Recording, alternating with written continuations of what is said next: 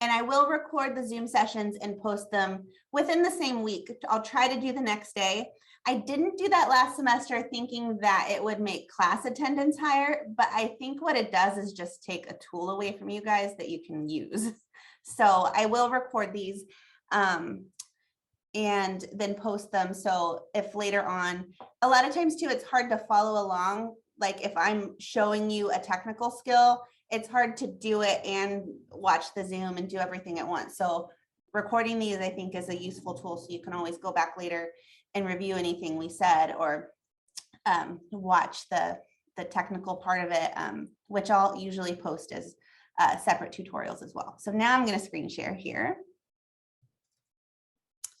And let me make this bigger. So if we start here in Canvas, I have the class calendar. Class connections was something that we were advised to do the first semester online. None of my students have ever used it, but it's just discussion boards. Like there's a Q&A discussion board and there's just a general one. If you would like to use it, I'd love it. If you want to just post things that you find that are interesting, or if you have questions, but it is there for you. And then this is the link to the Zoom. So I just try to put the main course info right at the top so you always have it. And then design resources. So video tutorials. I started a whole new YouTube channel for you all this semester.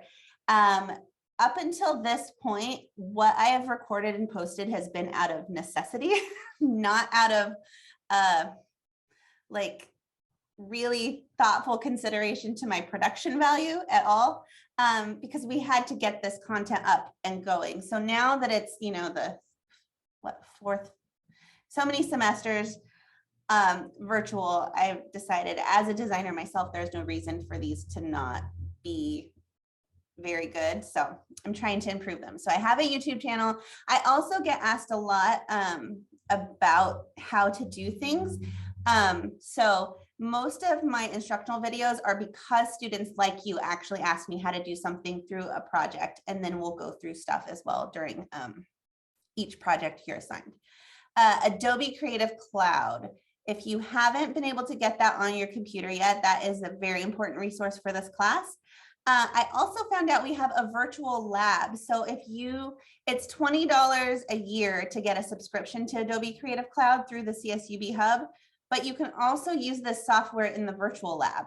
So if you wanted to save the money, you could use it that way. And then you also have access to the computer labs on campus.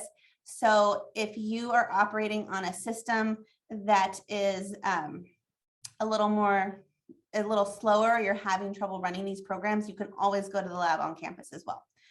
Then I just have some links if you are color deficient. I have had students take this class with color deficiencies, and so I found some useful links for them. Let's see, so let me go back here. I am going to do a quick run through on the syllabus as well. So course description, this course is an investigation into the relationship between verbal and visual communication. I hope you'll all take the time to read this. Will you actually read it? If I don't read it word for word? Okay, some of you are not. It will tell you what our objectives are and the learning outcomes. Let me cover it. Required materials. So Adobe Creative Cloud, I just mentioned that, and there, I think how to get it and where to access it is like 3 different places within these modules. So there is no reason not to get this. Danielle, you raised your hand. Yeah, okay. So like I need to like check back on this, because I think and this goes for anyone for the comm stuff, for like, I know senior seminar requires like you have your syllabus fully.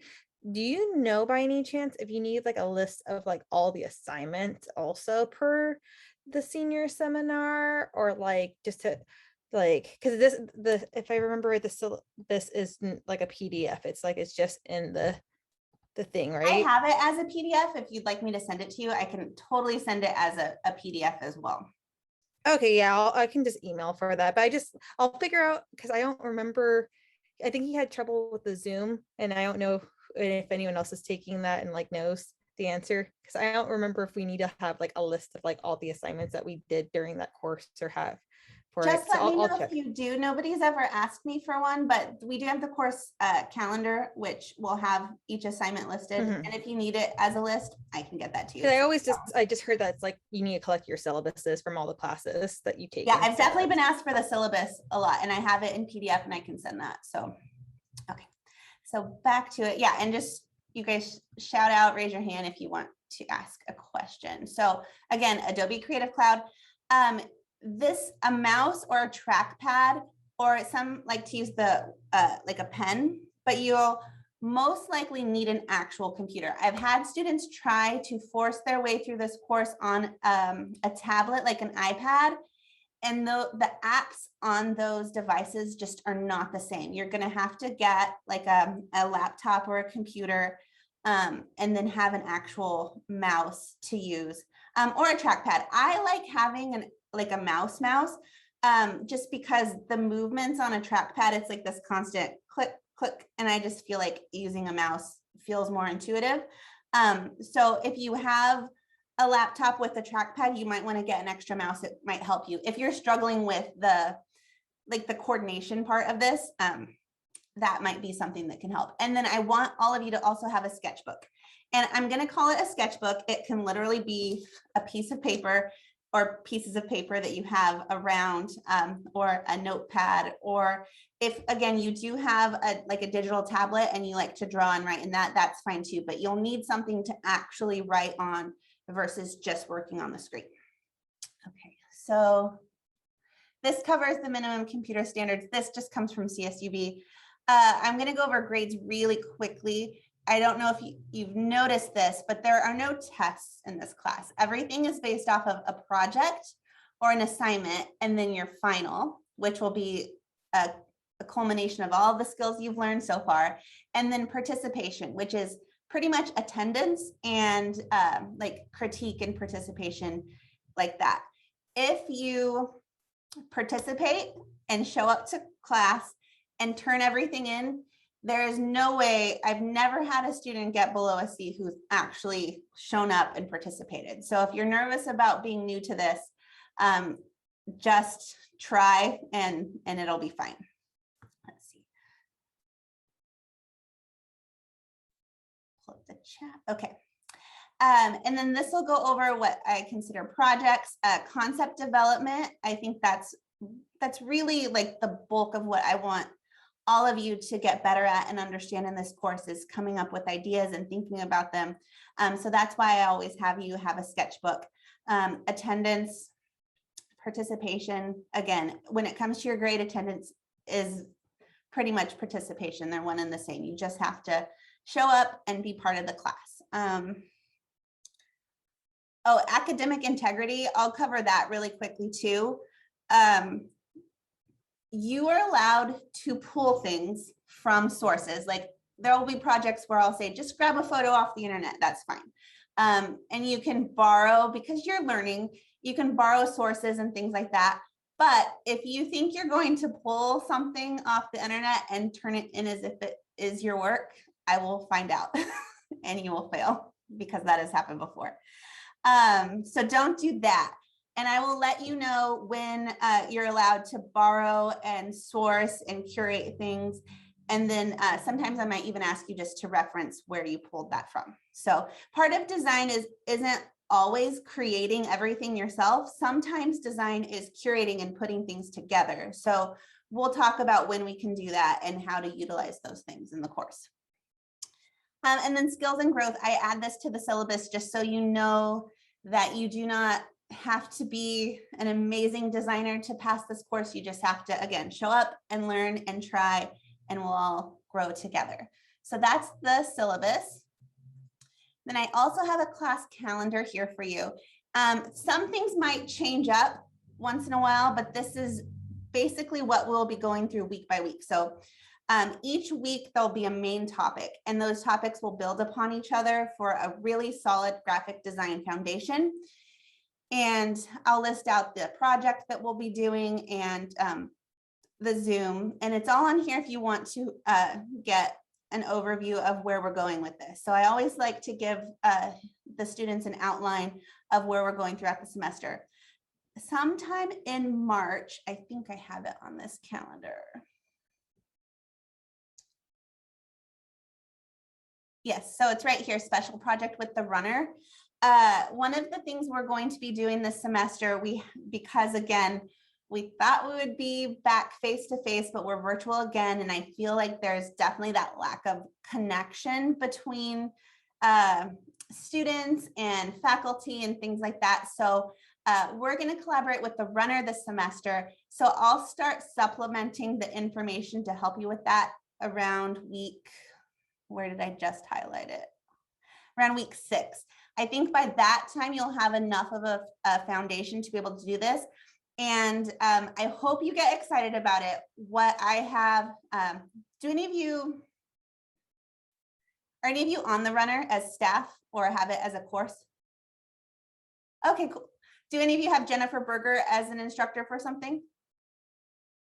So what we have decided to do, I don't know if any of you follow NPR or a couple different media outlets, but graphics are really becoming an important part of news stories and getting people to read and interact with these news stories. So we're going to start an assignment in March and publish an all graphic version of the runner after spring break.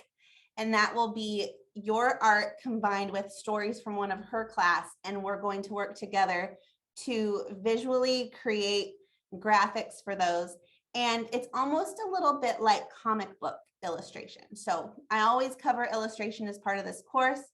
And we're going to actually use these as something useful that will be published. A couple semesters ago, my students did an illustration assignment based off of COVID related issues.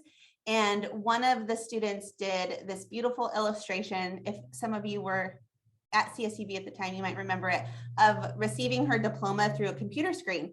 And that was just an assignment for this course. They saw it, they published it in the runner, and they won an award for that. So we've had some really good collaborations with the runner in the past, and we're going to bring that back this semester. So let me jump back to Canvas.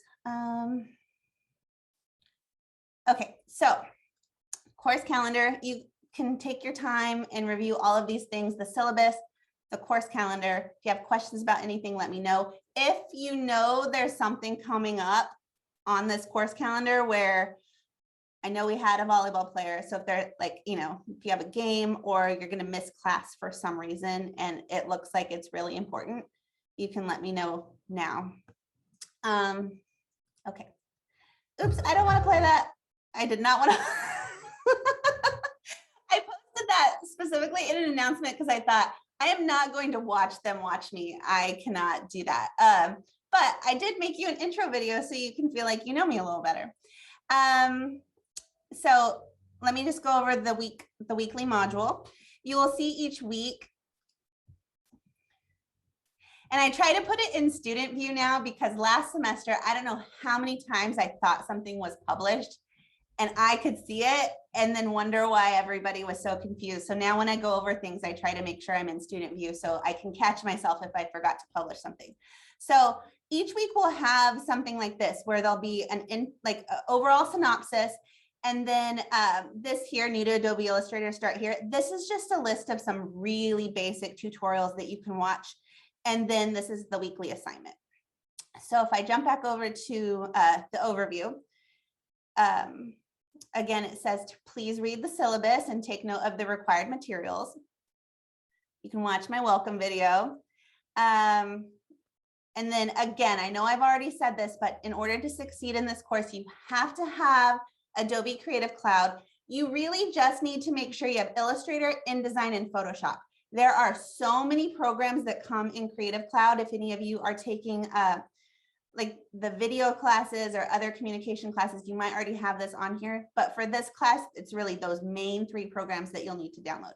And then you'll need a mouse and a keyboard. So don't try to get by just doing this on a tablet. It's just going to be too difficult. I know from experience with students that have only gotten their software on a tablet, the apps just do not have the same, and it's really hard to follow tutorials and keep up.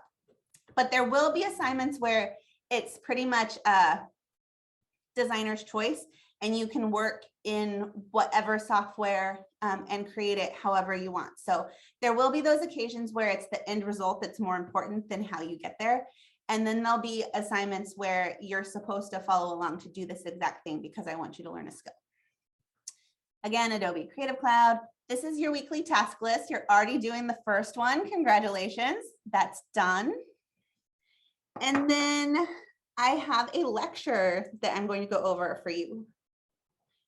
So let's jump into that, unless are there any questions so far about anything like syllabus? Or do most of you already have Creative Cloud installed? Yeah, awesome.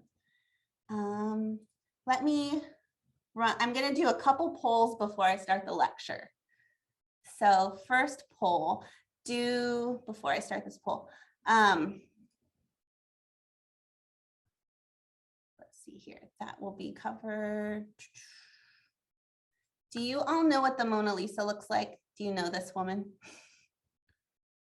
Take a look at her. Look at her face. Okay. Stop screen share. Poll 1. Launch.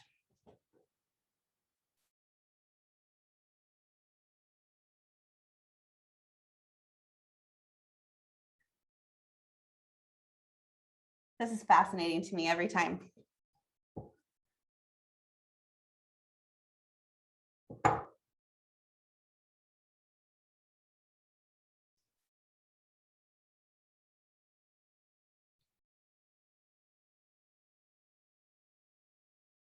All right, one person hasn't answered.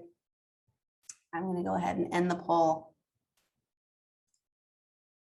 I'll share results. The majority of you said yes, but some of you said no. So just remember this as I start the lecture, that it wasn't an across the board, like, unified answer. And then let's see here. Stop sharing. I do have a survey I want you all to take. It was in the weekly module that will ask you what your specific experience is within each program, but I just want to ask this as well. If you'll go ahead and answer.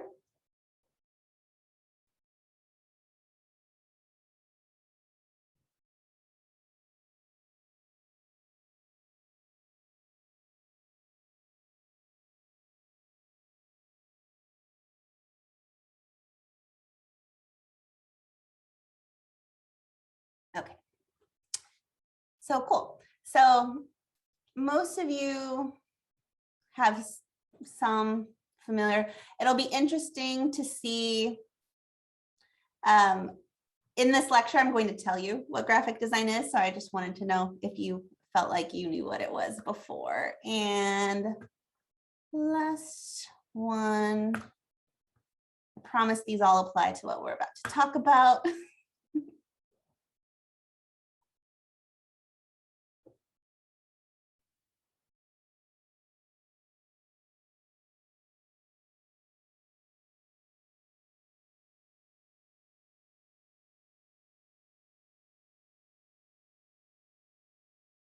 Interesting. Okay, I'm going to share the results here. Most of you said yes. That's really interesting. One person said no, not at all. You don't have to identify yourself. I see Ariane laughing. Is that you? No? I love the honesty. Again, this will all apply to what we're about to talk about. What I find interesting is that most students think graphic design is art. And it is, they're one and the same, but graphic design is also communication. And at CSUB, it's actually in the communications department. Now I regret my answer. I want to switch. No, I love it. Just be brutally honest.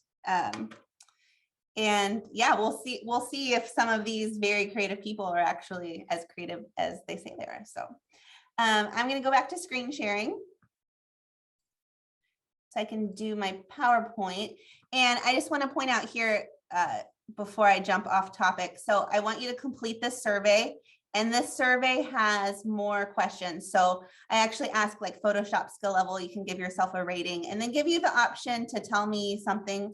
If you, if there's anything you want me to know about you as we move through this course, feel free to let me know. I've had students, you know, that's how I found out one of my students was color deficient and they were worried about how that would affect their course. And I love that because now I have resources and I can plan to help that person if that is something that comes up. So here's one thing about graphic designers that you will learn. We do not use PowerPoint or Word. So sometimes you will watch me give a PowerPoint presentation and wonder if I know what I'm doing, and only a little bit. So most of the time when we do PowerPoint, it gets a little like I'll click wrong or stuff like that. So just bear with me. It's always about the content of the information. So this is your intro to Comm 3170. It's graphic design for print and online media. So graphic design is a lot of things. It's really hard to say that it's just one thing like art or communication. And this is a little illustration to show just how many things graphic design can be. So things like identity, typography, it's strategy. When people ask me, oh, what do you do? And I say, oh, I'm a graphic designer. If they ask, what is that? I always just say, oh, you know, logos, websites, things like that, because I try to give them an answer that they'll be able to understand. But really what a graphic designer is a visual communicator, and it includes lots of different things. So graphic design is the process of visual communication and problem solving through the use of typography, photography, and illustration. So problem solving, that's a very important part of this. And if you're an artsy person or a super creative person, but you also have that side of your brain that likes puzzles and problem solving and organization, graphic design is absolutely for you. You will love it. So the art and skill of combining text and pictures, and then graphic design is everywhere. So encompassing the means through which most written language is transmitted. It is almost like there's so much design around you that you don't even realize. And after this course, I hope that you'll never be able to see certain things the same way again. Either like I will ruin a label or some kind of packaging for you, or you will see like a billboard and it will drive you nuts. But that means that I got to you and you learned and you're understanding graphic design, and that's my goal. So good design is a skill. What does this mean? It means that it is not a talent. It means you can get better at it. So I hear all the time people tell me I can't draw, or I am not good at this, or I'm just not creative. Being creative, being artistic, and being able to draw, or just being a good designer, these are all skills that you can get better at. So this is a really important graphic, and this is what I want you to understand as we move through this course. And this is the key difference between art and design. Design is to be understood, and art is interpreted. So if you look at these little stick figure people, look at the direction of the arrows. So this is the piece of art, right? Or this is a piece of design right here. And the message is going outward to the people. All of these people should look at this design and get the exact same message from it. Now, art is completely different. All of these people are looking at this art and they're interpreting it in their own way. They might see a piece of art and have completely different feelings about it. They might like it or dislike it. It might move them emotionally, or they might think it's kind of blah, because art is to be interpreted by people, and that is why we create art. Design is communication, and so if it is not communicating properly, it's a bad design. Design is solution driven, based on external constraints. It's useful, it's clearly understood, and it's motivating. So to kind of go over each of these things, solution driven. Most of the time when I get a project from a client, they have a problem that they're trying to solve through this design. If it's advertising, They're trying to figure out how to get people to purchase their product or how to get somebody's attention. Sometimes it's just giving people this information. So you need to provide people with this information and get them to read it and understand it. And you're trying to solve that solution. It's based on external constraints. So if it's printed, there's usually specs, there's a size, there's certain ways it can be printed, or if it's on the web, it needs to fit in this space. So there's always these other factors. Rarely in design do you get to do whatever you want. There's almost always these external constraints, just like your projects and your assignments that you have to follow through. Design is very useful. It's all around us. It's used frequently to communicate everything from like a stop sign to a label on food and things like that. And again, clearly understood. You want to communicate a certain message to the person viewing your design, and that should not be open to interpretation. And that's what makes design communication. And that's what makes art art. And again, motivating. So a lot of times you're trying to get someone to do something. If it's instructions or it's just information you want them to absorb, it should motivate a person. Art is interpretive, subjective, but it's also a tool for design. So art can be interpreted several different ways by different people. And again, some people will like it, some people won't. And that might happen with design too. Some people just may not like the style you choose. And there are ways that you can get more creative and utilize art in your each design that you do. But there will always be this overarching communication that you're trying to get through, whether you choose to do that in a super artistic way or something that's more simple. And so I always like to say being a good artist does not necessarily make you a good designer, and vice versa. So here we go. Some of you were like, yes, she's definitely smiling. Most of you did think she was smiling. And a few of you said she was not. So this is a piece of art. And whether or not the Mona Lisa is smiling has been subject to question for since it was created. I don't know. It's been a long time since I took art history. It's a Renaissance painting, 1500 and something. You can Google the facts on the art history, or if you're an art major, you might already know. But I like to show this as an example because on my next slide here, these are pieces of advertising. This is design. And absolutely, these advertising pieces want you to focus on that smile, and it's not up for question whether or not these ladies are super happy about their Burt's Bees lip gloss or not. That's the point of this, is that it gets your attention. You see that they are happy about it, and it's trying to sell you a product. So that's why I like to show these two examples. This, we're not sure. It's open to our interpretation, and we get to take from it what we want. This, we're supposed to see this ad and think, oh, they are super happy about their lip gloss, and maybe I want to buy some. So visual communication, 10% of people remember what they hear, 20% of people remember what they read, 80% of people remember what they see and do, and visuals are processed way faster than text. So 93% of communication is even nonverbal. So there's something in the chat. Let me stop and see. Great comparison. Thank you. Okay. So in terms of design, have you ever had a conversation with someone or like an argument and they say, I'm not mad. And you're like, okay, the words you're saying are that you're not mad, but everything else about what you're communicating is telling me that you are.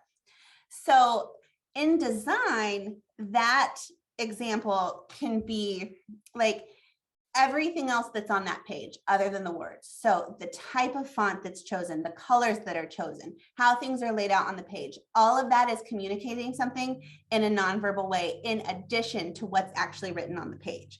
So that's what we're going to explore this semester, is how to communicate other than just through these written words. It's so much more than what your designs are saying, and they communicate so many things subconsciously through the use of graphic design.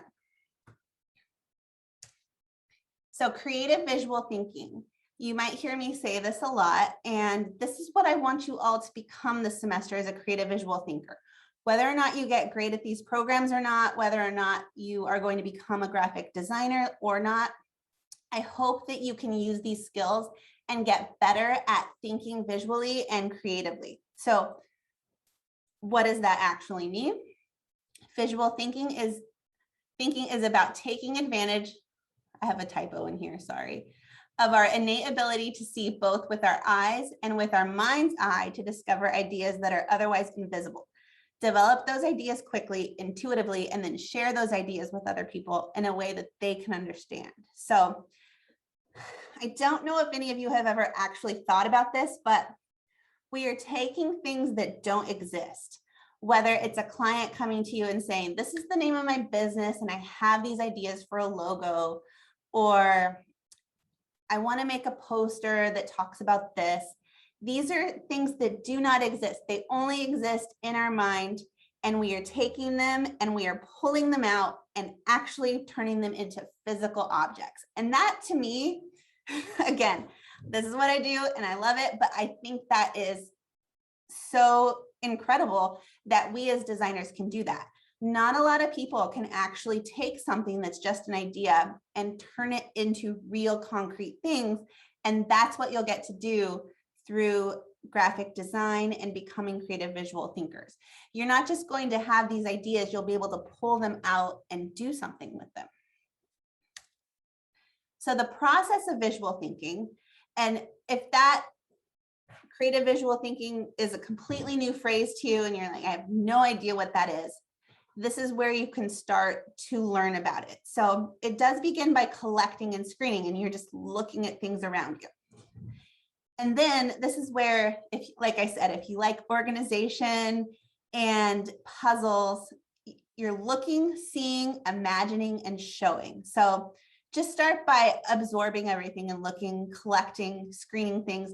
Then you can start selecting and clumping things together. So this would be exactly what you would do if any of you have ever used Pinterest as an inspiration board. You're collecting. So you're just going through and clicking on things that you like. And then you're creating different boards. Maybe you're clumping these things together. These things all fit in this category, and these things are all fitting in this category. I'm giving you a real concrete example, but this will just become something intuitive that kind of happens in your brain.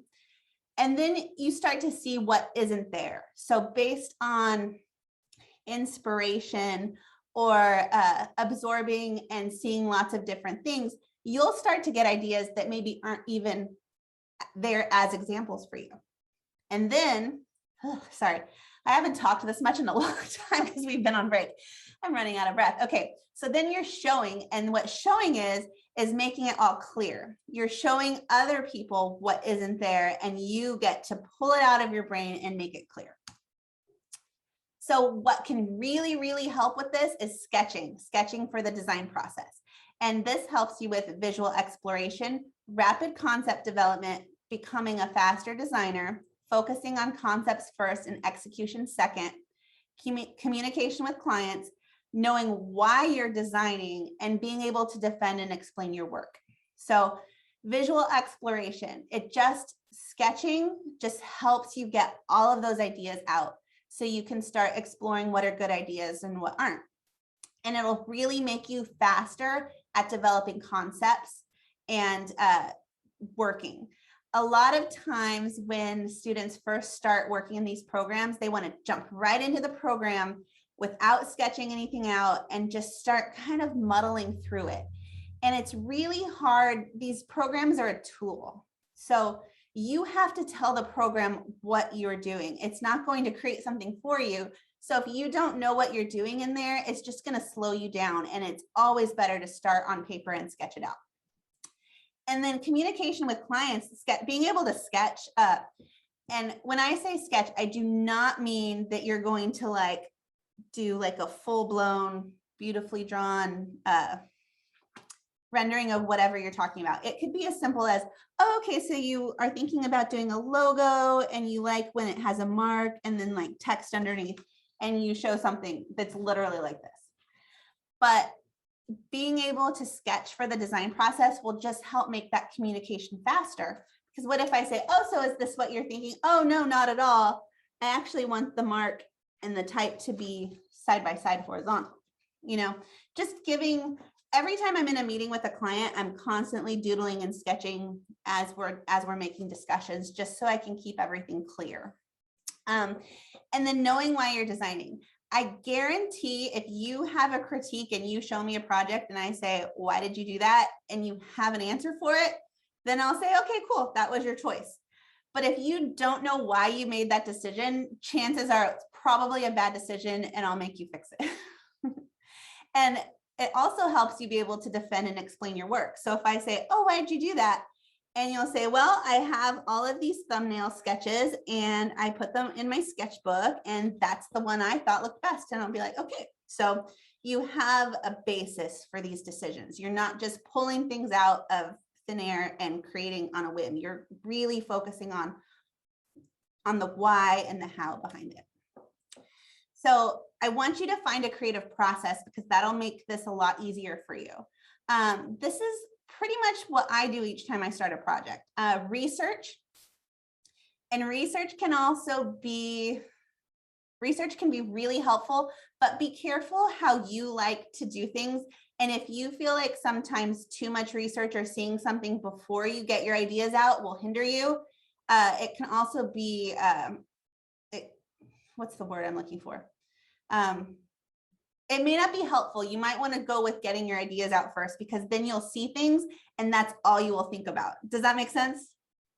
Yeah, so sometimes it can block you, creative block. That's what I was trying to think of. So sometimes research can actually cause more of a creative block, but sometimes you really need to know where to start and it helps to see other things. So you decide if you feel like research as your first step is useful or not.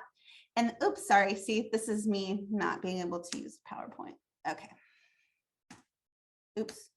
Okay. Then in your sketchbook, you just get all your obvious ideas out first. If you are doing something for a company with a super obvious name, like say you're designing a logo for Apple, maybe you start with an apple and maybe that's the greatest idea ever that will live on for generations. Or maybe there's a better concept in there and you can start working on that.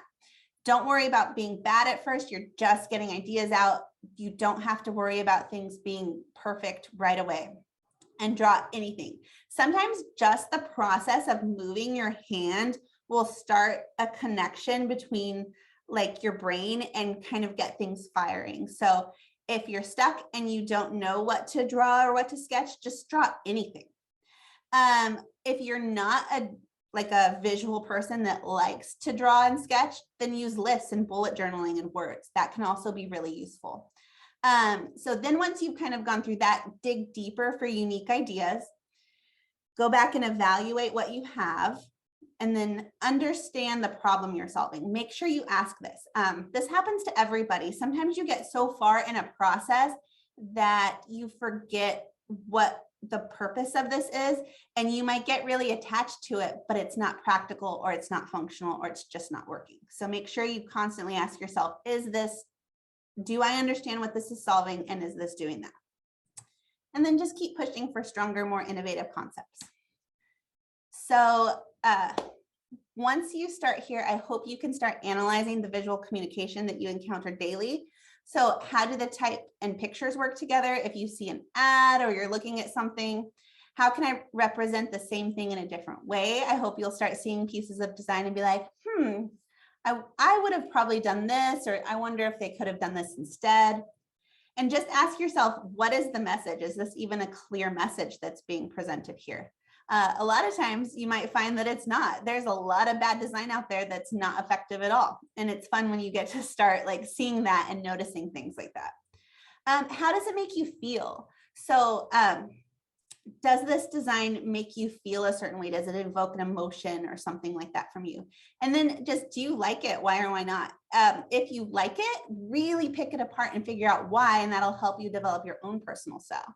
And if you don't, you can also ask yourself why and see if there's something there that's just not settling right with you and why that is. And then, yeah, how can this be improved? Sometimes you'll encounter design. I know in my field, I'll see something that's like so good and I'll be like, oh man, like I wish I made that. I'm so impressed by this. And then a lot of times I'll see stuff where I'd be like, oh, I wonder why they didn't do it this way. And it's just because designers have different brains and everybody's creating in a different way. So it's fun to ask yourself if something can be improved or not. So that is the lecture. Let me stop screen sharing for a second. Let's see. Danielle, you said you're disappointed, but I have no idea what that's in reference to. Oh, when I said I'm not mad. Yeah. I was like, no, I'm not, like, don't take it that personal. You're disappointed in the class? No, I'm just kidding. You're like, I've seen this lecture before. So, yeah, so, but that is a really good example of how so much more than just words communicates. We've probably all been there where we say, like, it could be like, I'm not mad, or I'm not mad, and you still know, oh, that person's mad. So that's what we're going to explore. That is our foundation in design. And I hope it kind of helps you understand what design is and what design's not, and what we're really going to focus on throughout the course. So I already asked, do most of you have Adobe Creative Cloud on your computer already? Okay. I am going to start the assignment. Does anyone need a break? We've been, yeah. So let's take a 5-minute break, and then you can come back and we're going to do the assignment together. Okay, great. So I'm going to start. Oh, I also want to add, it's written here. Oh, I'm not screen sharing. I do that a lot too, thinking I'm screen sharing and then. Okay.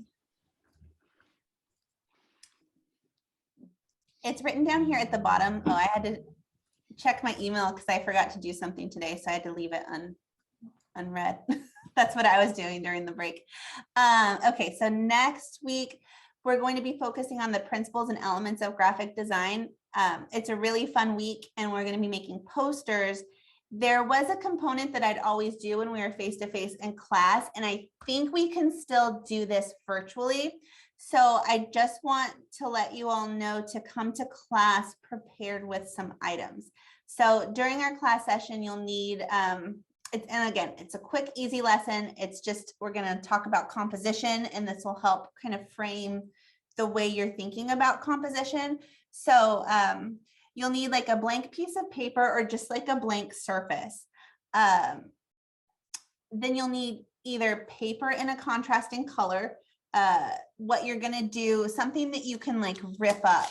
And so just if you have like a white piece of paper, you can like just get a different piece of paper that you can rip up. You can use something like, you can actually use like change. You can use, I think I list a couple things, literally leaves or flower petals, but just something that you can have on a flat surface, and then something you can drop over the top of it. And then, yeah, so I listed out here. I just want to make you aware it's at the very bottom, so it can be easy to skip over it. So that'll be for next week when we do our interactive part of class. I want you just to have something that you can improvise with. So what works well is a blank piece of white paper, and then like a piece of black paper or something that's darker that'll contrast with it. But again, leaves, flower petals, change, whatever you can find in your home, just little objects that you can drop over the top of it. And that's written here on the module. So now, what I want everyone to do, does everybody have a piece of blank paper and something to write with? Okay, so what I want you to start out to do on this assignment, let me go back to screen sharing for a second. I'll actually go to the assignment.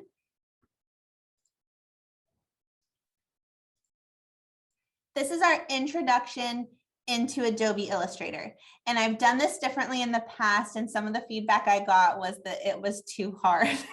And it's really like, the reason I throw you right into the fire with this is because it'll help you see that it's really not that hard. You're just compiling different shapes and changing colors. but it's all very basic. And the way you put it together can make something look pretty professional with just a few steps. Now, in this video, I go over this exact thing step by step, but what we're going to start by doing is I want you to get your piece of paper and see, this might be a situation where seeing research or a reference beforehand might block you. I've sketched out 3 different fruits, but on your blank piece of paper, I want you to sketch out any 3 fruits or vegetables, and I'll give you 5 minutes to draw. So just go for it. It can be absolutely any fruit or vegetable. The reason I picked that is because it's something that we all will probably have a visual reference for already. Any one vegetable, or do you want us to draw 3? Draw 3. Okay.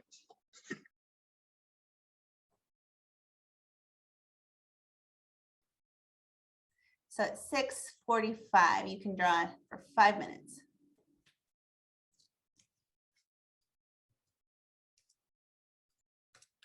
So when I put you in breakout rooms, and we'll do like 10 minutes or so. I'll put you in room 4 rooms, so it's not a super big group, so you can get through everybody, and just show off your sketches. I'll hop around to the rooms and then just talk about these as if they were, forget that you just sat and drew like little fruits or vegetables on a page. Pretend this is like an actual marketing meeting or a design meeting, and these are real concepts, and you're going to get ready to put these concepts into practice in Illustrator. Okay, so breakout room time. I think 4 should be good. And I'm just going to have it go automatically. And yeah, so most of you will be with 3, and then we'll have breakout room 1. 1 will have 4. So let's go.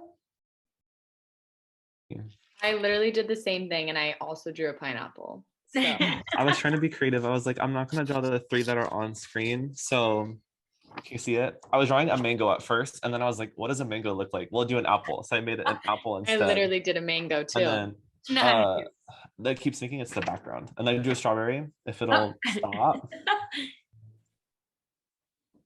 A strawberry and a banana. Oh, it's there. There we go. Nice. Just a little simple, but Okay, let somebody else go and I'll try and fix my camera.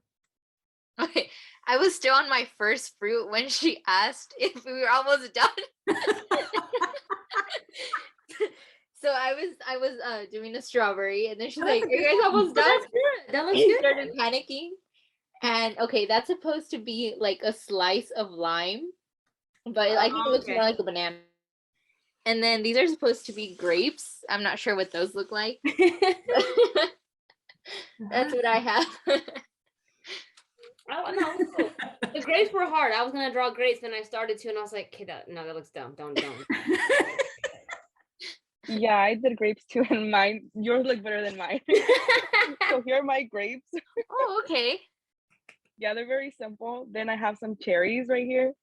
Okay, the cherries are good. Everybody pick cherries.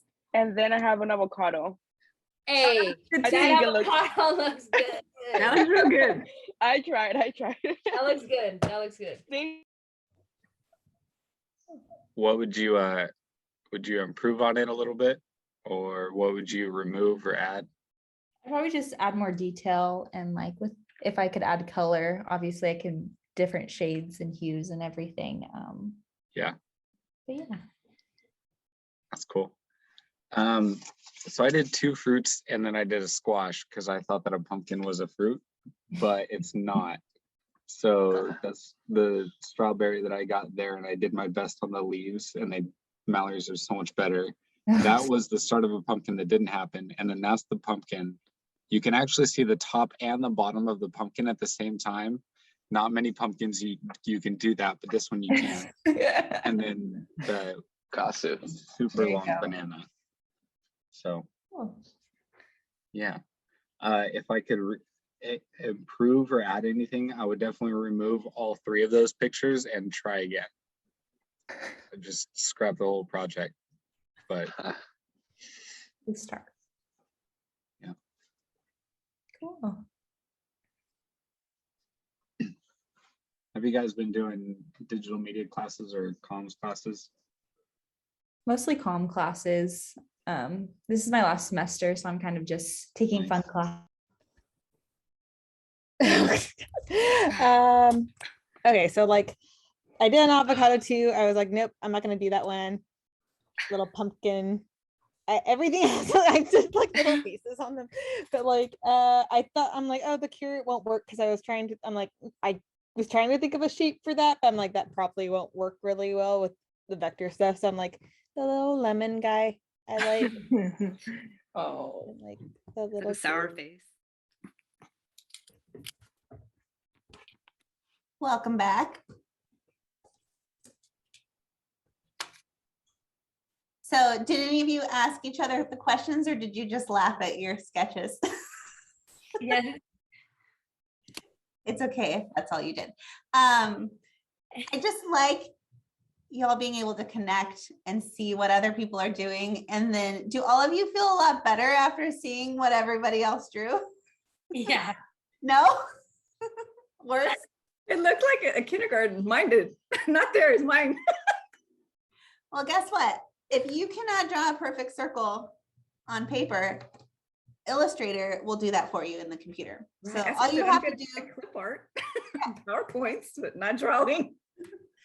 well, all you have to do is show that and know in your own head, this might be where I want a circle to go. And then once you get into these programs, you can really refine them. So I just wanted you to do that exercise.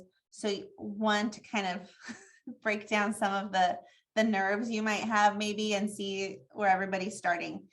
I'm going to, using my sketches that you saw, go through and just show you a couple tips and tricks.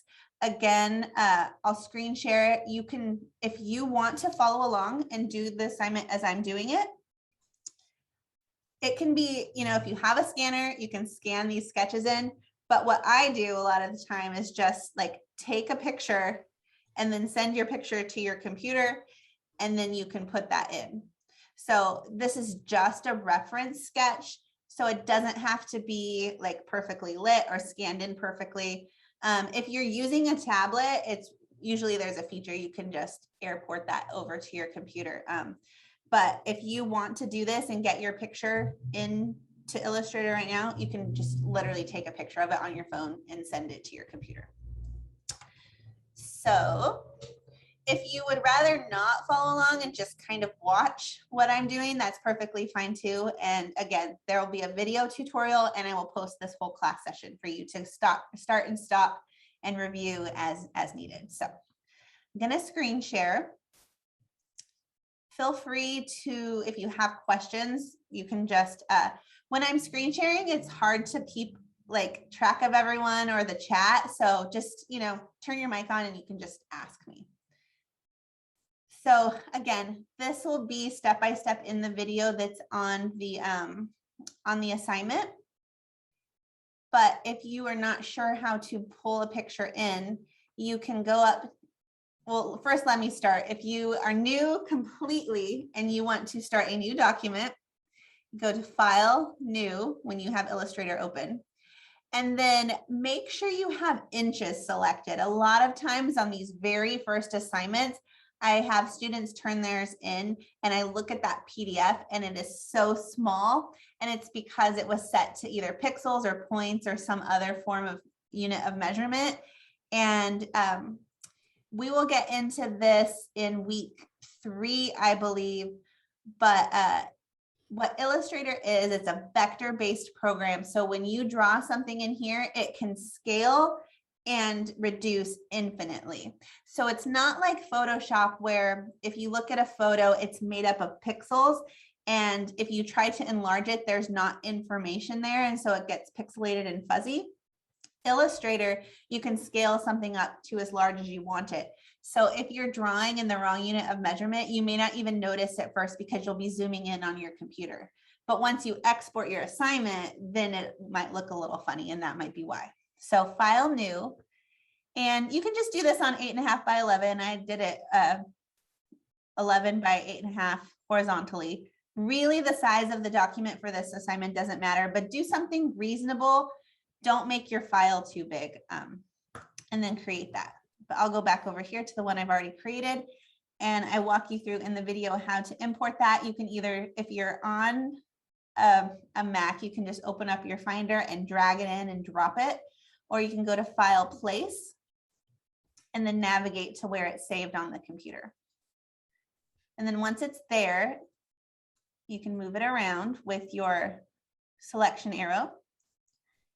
And then if you would like to make a new layer and then put it, the layer that your sketch is on, just lock that. There's a template setting too, but I just always lock it.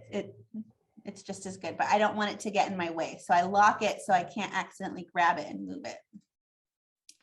And then I'll be drawing on this top layer, and things like layers and locking and unlocking things, like you'll see as you are grouping things together, it's really a personal preference as you get used to these programs.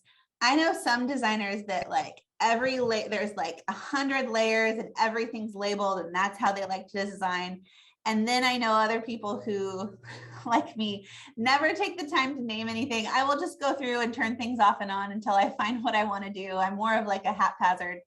I'm just creating, and it's not very organized over here. You'll find your own working style and get familiar with the program. So just make sure your template is on one layer and then you're working on another layer. So again, this is all in a video that you can watch, but I just want to show you a few basic things. And this is another reason why I said pick a fruit or vegetable. A lot of these can start as super basic shapes. And I have tutorials for you on getting to know the toolbar. So again, if you're very brand new, I want you to go here and just start some of these to get you familiar, because if you've never opened this program before and I'm saying get the selection arrow or get the shape tool, you may not even know what I mean, but you can walk through some of these basic tutorials to just get a better grasp of what some of these things are. So I'm just going to start with these cherries right here. In the tutorial I posted, I start with the watermelon, but like, what is a cherry? It's essentially a circle. And I can take this circle shape tool. If you ever can't find anything, it's probably nested behind something else. And I can just right off the bat make 2 circles. And this is where, when I said, ask yourself, is this within your design skill set? What did I say? Will this fit within your skill set? If you are brand new to this and this is your design decision to make your cherries or whatever fruit or vegetable that you've decided to do, this simple, and that's what you want to do, that is your choice in this assignment. But if you follow that tutorial, you can do things like give it a little more shape and form and make it look a little more realistic. So as I drew it, I kind of drew that like dip that you see in a lot of round fruits, like an apple or like these cherries. And so I can start with a circle, or I can use the pen tool and I can just trace by clicking and dragging. I can trace my sketch that I've already drawn here. And then I can close my shape. And then using this white arrow, which is the direct selection arrow, I can grab these points, these anchor points, and toggle them individually until they're where I want them to be.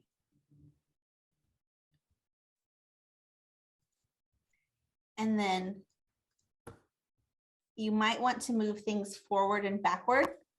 So like, see, so again, I took this pen tool and I made a shape by clicking and then moving the mouse and then clicking and dragging to get that to turn. And then I click here. And if I click and click and click and click and click and click and click, it's just going to make lines connecting. Delete that. If I click and then my next point, I do not pick my finger up off the mouse and I click and I drag it, it's going to arch it. So I don't know if this sounds super basic to some of you, or if some of you have never used this before and you're like, oh, wow. But it's things like this, like the click and just straight clicking versus clicking and dragging to get that curve, where a lot of the beginners get confused, because these are the things that are just like intuitive to someone who's been using the program. And it can be a little tricky to really understand what is going on with my hands while you're just watching the screen. So that's why when I say click and drag, that means I'm actually clicking and dragging with the mouse to get that toggle point. And then with the selection arrows, you can go back and grab anything else that you've already drawn, and you can make changes to it in the properties over here. So I'm gonna move you over here. So I just have this line. It's not filled in. You'll see right here on the swatches, and then you'll also see down here on the toolbar, I just have a line with this green stroke added to it. It's not a fill. So in Illustrator, if something is filled in solid, it's called a fill, and then there's the stroke. So I just have a line here with a stroke color on it, but I want it to be a little thicker. So I'm going to come over here to stroke, and I'm just going to bump it up a couple points to like 4 points. Now, if you can't find something, you'll see how once I clicked off of this object, my properties panel changed. The properties panel will give you properties to change based on what you've got selected. So if I don't have anything selected, it looks different than if I have one of my shapes selected. There is also a stroke palette, and if you can't find anything, go up to window and it will be here. So if I had this turned off and I'd rather get all of my stroke options in its own individual palette, I could go up to window and turn that off and on. And if you've just opened up Illustrator for the first time, again, this is where personalities and just personal preferences come into play. I am not a neat and organized designer. It's funny, I have a business partner. There's only 2 of us here in the studio. And if we have to use one of our other computers, we sit down and we're like, why do you work this way? I'm more of a messy. I have all my palettes floating around. They don't bother me. I don't need them lined up like perfectly on the side, but these are options and you can move things around and keep things open. I keep open the things that I use a lot. And if I don't use it a lot, I'll tend to close it and then go back into window, because I just kind of let them freely float around my workspace. So again, you'll kind of start delving into this and deciding how you like it to be. But I've changed, so back to what I'm drawing, I've changed the stroke here to get a little bit thicker stem. Now, if I zoom in here, see how that's really pointy? I don't think I want that for my illustration. And again, this is where you're making your design choices and your preferences. So I can come over to the stroke and see here, I can change it to rounded. And then it'll have that soft curve. And you'll also see if I remove that cherry, the end is rounded as well. So if I change these preferences, so this will give it a sharp edge and this will give it a rounded edge. You can also do things like, say I made this square. If I want, oh, I'll show you, okay, I'm going to show you how to make this leaf using a square. So I've got the rectangle tool, and I'm going to grab my fill ahead of time and pick that same green color. And I'm just going to make a square, a rectangle here. And if I hold shift, that'll keep it a perfect square rather than like a rectangle. I have my hand off shift and it kind of makes, I have to kind of decide if I want that rectangle to be a certain size. But if I hold shift down, it'll make it a perfect square. And then if you're real precise, for this assignment, it doesn't really matter, but a lot of times I'll know I have, like, say I'm making a box that something specific is going into, you can just click once on the shape tool and you can actually set, like, I need this square to be 1 inch by 1 inch, and it'll make it for you. And then you can take your selection arrow and move it around. So I'm actually going to make this leaf based on this square. And I'm going to do that by getting my direct selection arrow And I'm gonna hold shift and click and grab these 2 points. So see, this is red and this is red. If I zoom in here, these 2 that I just clicked, and I can also press right on the edge, and I'm holding down shift on my keyboard and grabbing just these 2 points. And then see those extra little circles that are right on the inside? See, when I hover over it, has that like rounded point. Let me zoom in even more. See how I hover and there's just that little arc right there. So what that's telling me is that I have these 2 edges selected, and then I'm going to put my selection arrow over this, and you'll see the curved little indicator right there. And holding shift, I'm going to click and see how it changed those 2 opposite corners to a rounded corner. But since I want to make a leaf shape, I'm going to grab them and bring them all the way in. Boom, it's a leaf. That might have seemed really easy. It is really that easy once you know what the selection arrow does and what the shape tool does, and that that's an option for you. If I undo, Command Z or Control Z if you're on a PC, I can undo that whole thing. Show you one more time. So this is the selection arrow. This arrow grabs the whole object. The direct selection arrow will let you grab specific points on that object. I don't want to move the whole object. I want to change points on that object. So holding shift, I click on one corner and I click on the other corner. And then I hover over that circle that's asking me if I want to curve those edges. And I hold down shift and I click and I drag those 2 corners towards the center all the way until they can't go anymore. And then I've made a leaf shape, and then I can get my direct selection arrow and I can move it over here. And if you hover over, if you have a direct selection arrow, there is a tool for each thing, like scaling and rotating. But if you have your direct selection arrow and you're on an object, you can just hover over corners and do things like curve it and turn it. And say that's a little too big, so then I can just scale it down or not. Why is it not scaling? I'll just use the scale tool, scale it down, and then rotate it. So see how easy this can be? And so here's another tip. A lot of times when students are starting out and they're doing an assignment like this cherry, if any of you have grapes, which I know some of you have, or you have things that have repetitive shapes like seeds on a strawberry, you do not have to draw each thing multiple times. Let me see what's in the chat. Is there a question? Oh, I make it look easy. I do make it look easy, but I have been doing this for so long.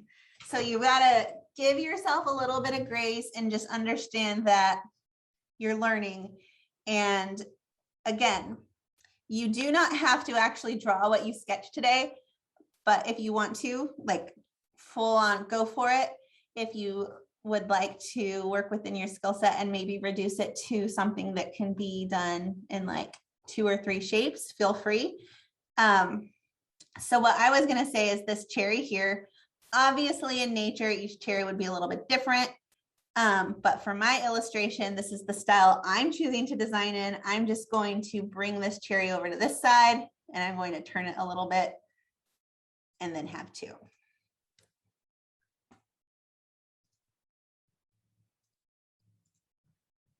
There you go.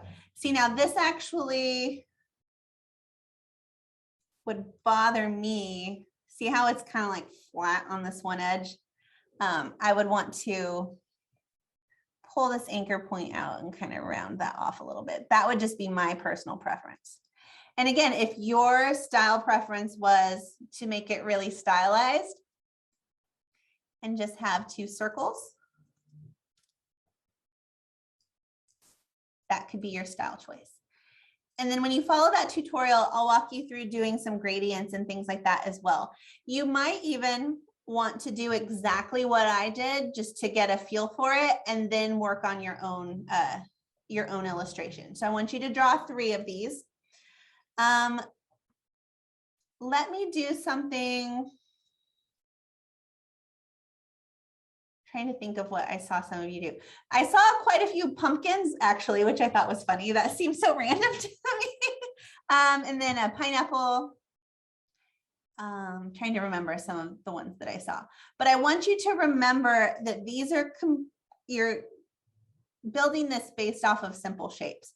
So if you're doing, say, an avocado, for example, you can start with an oval.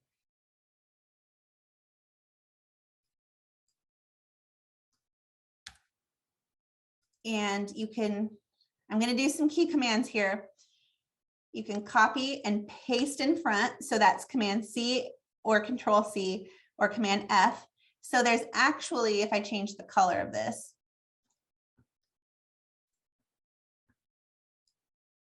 see there's two right on top of each other in exactly the same spot. I can get my scale tool and bring this down. Then I can copy and paste right in front again.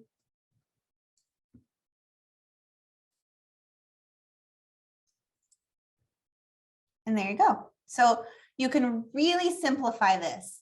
I'm giving you more creative freedom, but this is your green light to really explore and practice in Illustrator. And when you turn this in, it should have, I'm gonna copy this.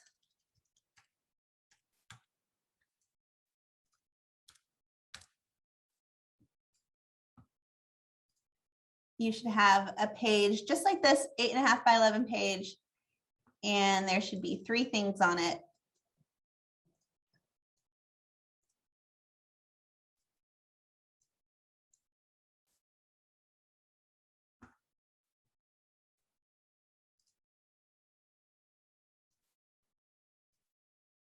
And again, there is a tutorial to walk you through this.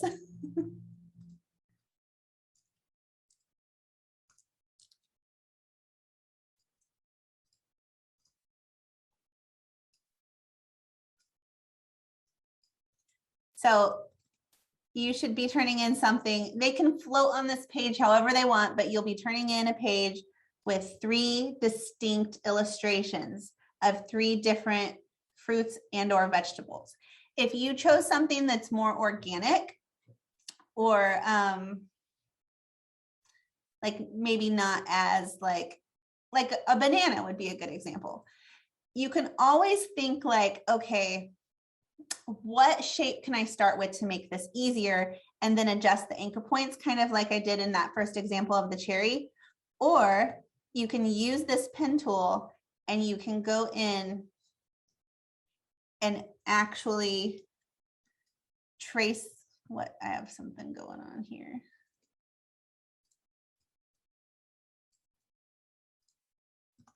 I have something stuck. This happens to everybody. Oh,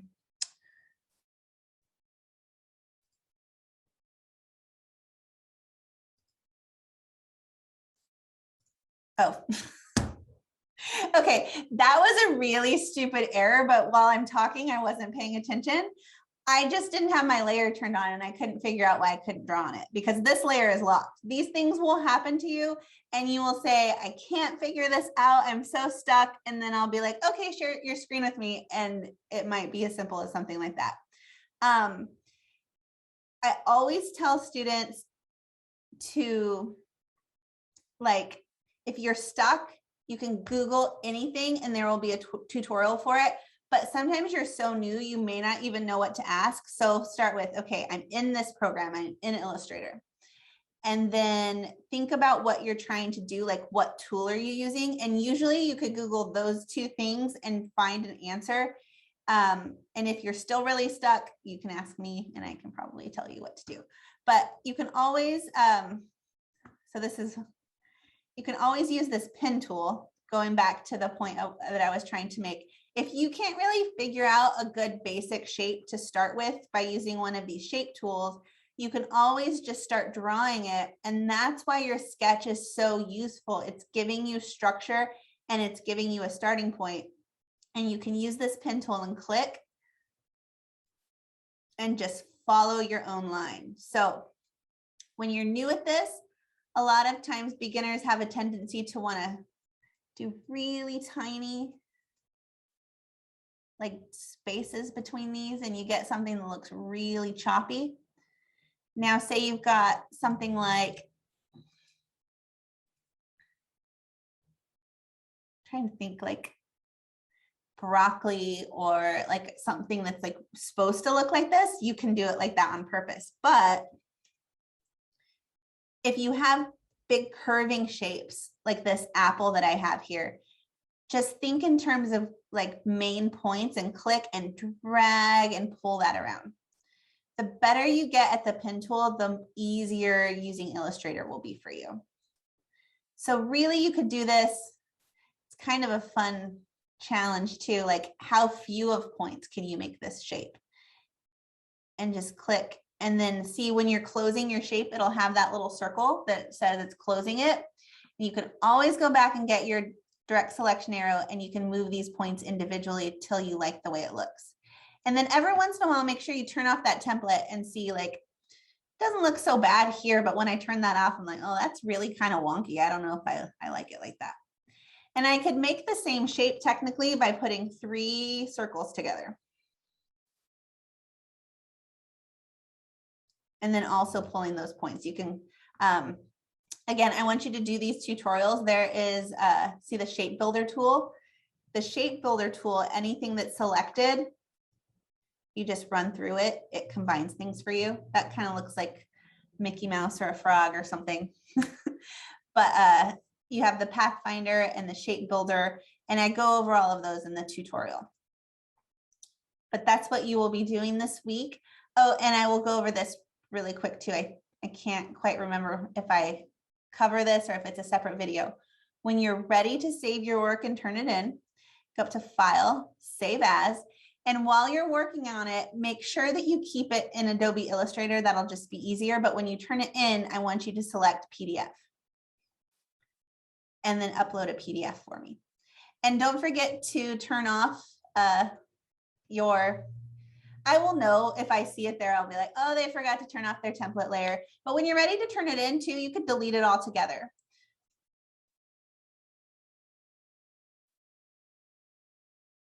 But you don't want to turn that in with your assignment. So let's see. Let me pop over here to your assignment.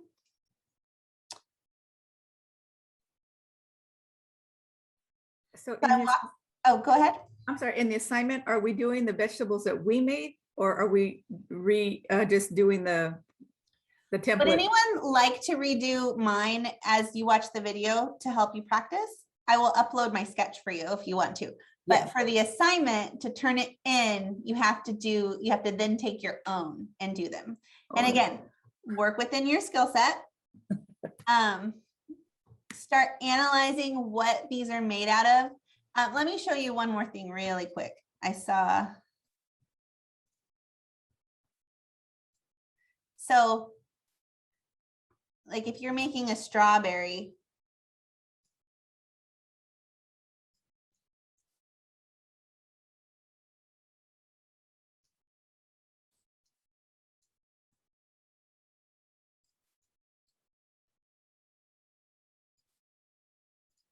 that would be more of this color. I drew an oval and then I just can kind of toggle the points. And there's basically the strawberry right there. And you'll have a sketch as reference. And then, you know, maybe you drew, there are paintbrushes and pencils in Illustrator, but get comfortable with the pen tool. I'm just going to do this right now to show you. But you can use the pencil.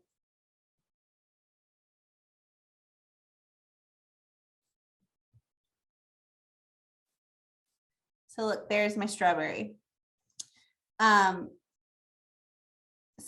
the pencil tool can be really handy if you need to kind of freestyle something, but really get comfortable with the pen tool, which, you know, I can just pull points and do the exact same thing I just did with that pencil tool. But the pencil tool is available to you if you prefer, especially if you have your sketch there and you have something that's really organic, like say I have a piece of broccoli sketched out right here, and I just I'm comfortable clicking and dragging and following that, and that's more comfortable for me. But you have to like close your shape. So you're going to run into some problems, but you're welcome to try it. I would say get comfortable with the pen tool first. But see how easy the strawberry can be? It's 2 shapes. And then if you wanted to add the seeds, you can make another little shape. And again, you don't have to redraw this. I would then get my selection arrow and probably make this feel more seed-like. I'm not really sure. It's really hard to draw some of these from memory. Sometimes you start thinking, have I ever seen this before in my life? But again, just copy it. Don't get caught up in redrawing every little piece of this. But I want you to spend some really thoughtful time. I said work within your skill set, but also take some time to experiment and really get into Illustrator and start learning. And then next week, we'll spend a little bit of class time just sharing these really quickly. And you can talk about what you learned and any challenges that you had. If you have questions during the week while you're working on this, there is that discussion board. And if you are a little more advanced than someone else and there's ever a question up there, feel free to answer it for someone else if you're the first one to get to it. I don't mind at all. I do find that sometimes you're just more comfortable messaging me directly, and you're welcome to do that as well. If you have any problems at all, just reach out to me during the week. I once had an assignment that I gave. This was my very first semester teaching this course, and it was something that I naively assumed was very simple. And I still give this assignment, but it'll be different. And the next week, and we were face-to-face at this point. This was my first semester, so we weren't virtual. And the next week, the class comes back just like, this was so hard. It was so hard. I couldn't figure this out. One student had told me they were in tears and they couldn't even get the person in the lab to help them do this. And guess how many emails I got or people reaching out asking for help about the assignment? 0. Nobody the entire week.